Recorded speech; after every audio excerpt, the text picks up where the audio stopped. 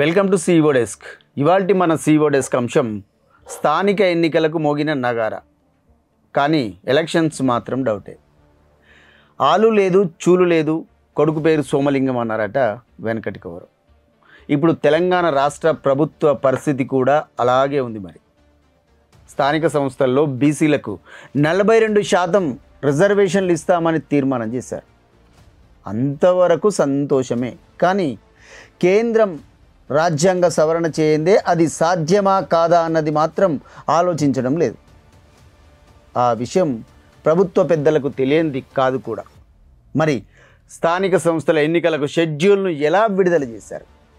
ZPTC, MPTC, గ్రామ పంచాయతీలకు ఎన్నికలు నిర్వహించేందుకు ఎలా సిద్ధమయ్యారు? అక్టోబర్ 9న మొదలయ్యే ఈ ప్రక్రియ నవంబర్ 8న ముగుస్తుందని రాష్ట్ర ఎన్నికల సంఘం ఎలా ప్రకటించింది? ప్రభుత్వ ప్రయత్నాన్ని మేము ప్రశ్నించడం లేదు. కోర్టు ఆంక్షల నేపథ్యంలో ఈ ప్రాసెస్ సాధ్యమవుతుందా అనే అనుమానం మాత్రమే వ్యక్తం చేస్తున్నాం. ఎందుకంటే 42% రిజర్వేషన్ల బిల్లుపై 2 రోజుల కిందటే హైకోర్టు విచారణ చేపట్టింది. ఈ సందర్భంగా కీలక వ్యాఖ్యలు చేసింది.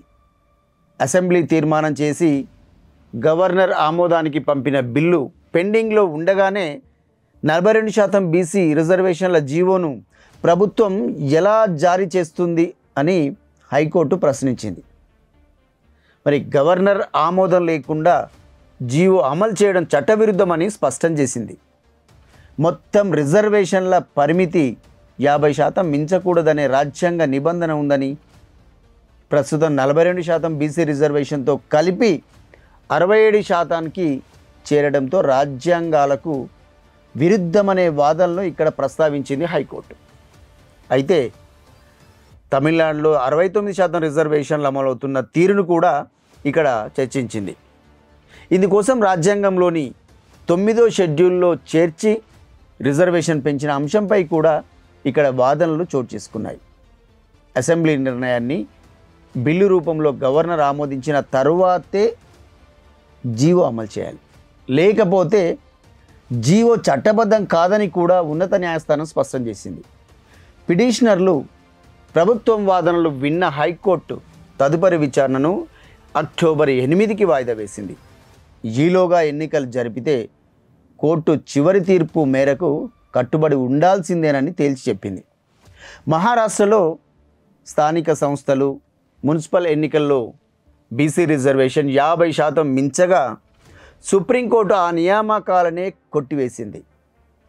2021లో మహారాష్ట్ర ప్రభుత్వం ఆధారాలు, కులగణన లేకుండా బీసీలకు ఎక్కువ రిజర్వేషన్ కల్పించడంతో కోర్టు ఆ ప్రక్రియ మొత్తాన్ని కొట్టివేసింది.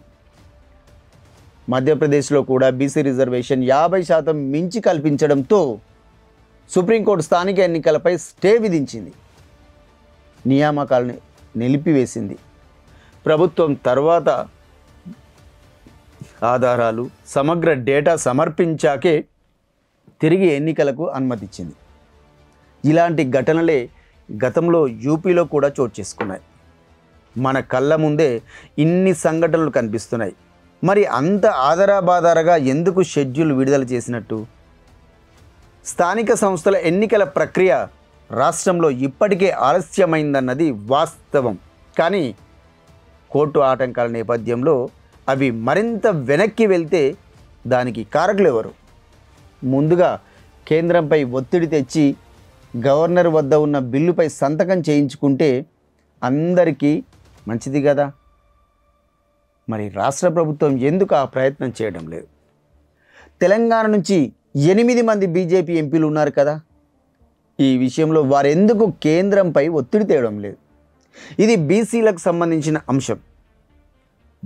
వాళ్ళే కొట్టుకు చేస్తారులే, మాకేంటనే కదా మీ తాత్సారం. తాంబూలాలు ఇచ్చేశాం, తన్నుకు చావండి అన్నట్లు ఇదేం పద్ధతి? ఏ ప్రక్రియ అయినా సాఫీగా సాగితే అందరికీ మంచిది. మనకు ఒక రాజ్యాంగం ఉంది, దాని ప్రకారం ముందుకెళ్తే ఎలాంటి ఆటంకాలు కలగవు. కేంద్రంపై ఒత్తిడి తెచ్చి రిజర్వేషన్లు సాధించాలి. ఈ విషయంలో రాష్ట్ర ప్రభుత్వం ముందు పెద్దగా ప్రత్యామ్నాయాలేమీ లేవు. ఏమైనా చేస్తే కేంద్రమే చేయాలి.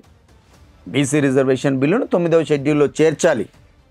9వ షెడ్యూల్లో చేర్చితే ఆ బిల్లుపై న్యాయస్థానంలో కేసులు వేయడం లేదా రద్దు చేయడం చాలా కష్టమవుతుంది.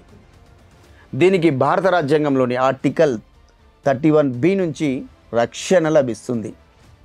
9వ షెడ్యూల్లో ఉన్న చట్టాలను న్యాయస్థానాలు అంత తేలిగ్గా ప్రశ్నించలేవు. రేవంత్ సర్కార్ ఈ విషయాన్ని వదిలేసి కోర్టు ఆంక్షలను కూడా పక్కన పెట్టేసి స్థానిక సంస్థల ఎన్నికల షెడ్యూల్ ప్రకటిస్తే అర్థమేంటి? బిల్లుపై గవర్నర్ సంతకం అయ్యే వరకు ఎన్నికలు వాయిదా వేయాల్సిందేనని అక్టోబర్ 8న కోర్టు తీర్పు చెబితే మళ్ళీ ప్రక్రియ ఆవాల్సిందే కదా. అప్పటికి ఇంకా ఎవరు నామినేషన్లు వేయరు కాబట్టి ఇబ్బంది ఏం లేదు. కానీ షెడ్యూల్ ప్రకటించారు కదా, పల్లెల్లో అప్పుడే రాజకీయ హడావిడి మొదలవుతుంది. గ్రామాల్లో పాలిటిక్స్ ఎలా ఉంటాయో ప్రత్యేకంగా చెప్పాల్సిన పని లేదు. కక్షలు, దాడులు, కుల సమీకరణాలు ఒక్కటని కాదు, గ్రామాల్లో ఓ యుద్ధ వాతావరణమే కనిపిస్తుంది. ఇంత హడావుడి క్రియేట్ చేసి మళ్ళీ ఎన్నికలను ఆపేస్తున్నామంటే ఏం బాగుంటుంది? అదేదో అక్టోబర్ 8 దాకా ఆగితే కోర్టు ఏం చెబుతుందో తేలిపోతుంది. ఆ తర్వాత కోర్టు తీర్పుకు అనుగుణంగా ముందుకెళ్తే అందరికీ బాగుంటుంది. రేవంత్ సర్కార్ రాష్ట్రంలో హడావుడి చేయడం కాకుండా కేంద్రంపై ఒత్తిడి తెచ్చే మార్గాలేంటో అన్వేషించాలి. అప్పుడే బీసీ రిజర్వేషన్లకు ఉన్న ప్రధాన అడ్డంకులన్నీ తొలగిపోతాయి. బీసీలు ఎప్పటి నుంచో కలలు కంటున్న రిజర్వేషన్లు అమలవుతాయి. రాష్ట్ర ప్రభుత్వానికి బీసీల పట్ల నిజంగా చిత్తశుద్ధి ఉంటే ఈ పని చేయండి. అంతేగాని కోర్టులు క్లారిటీ ఇవ్వకముందే షెడ్యూల్ విడుదల చేసి ఇంత టెన్షన్ క్రియేట్ చేయడం ఎంత మాత్రం భావ్యం కాదు. ఇది ఇవాల్టి CEO డెస్క్ అంశం. రేపు మరో అంశంతో మళ్ళీ కలుద్దాం. అంతవరకు చూస్తూనే ఉండండి V5 న్యూస్.